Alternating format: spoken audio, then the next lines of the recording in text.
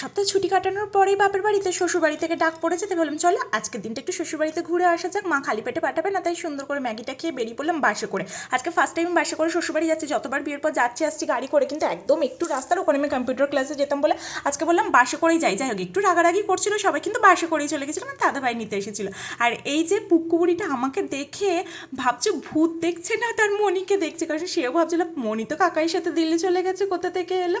যাই হোক, তার আমার সাথে খেলা করতে অনেকক্ষণ টাইম লেগেছিলো, আর তার পাকা পাকা কথা শুনে আমার জন্য একটা আলাদাই শান্তি আসে। এসেই চলে গেছিলাম গোপালের ঘরে। তারপর এই যে জন্মদিন বাড়ির আনারসের চাটনিটা করার দায়িত্ব পড়েছিল আমার, সেটাতে লেগে পড়েছিলাম। তারপর এই যে পুক্কু বুড়িটা কম্বল চাপা নিয়ে ঘুম থেকে উঠেই দুষ্টুমি শুরু করে দিয়েছে, আর তার এই পাকা পাকা কথা, মা বাবার সাথে তার যুদ্ধ হচ্ছে, মানে সে সবসময় বাবার সাপোর্টেই। না মারতে নেই, মারতে নেই। আর দেখছো কিছুতেই কাউকে ফোন ঘাটতে দেবে না, ফোন ঘাটে নাকি খারাপ। এত পাকা হয়েছে। দেন সবাই মিলে সন্ধ্যেবেলায় জন্মদিনে যাওয়ার জন্য রেডি।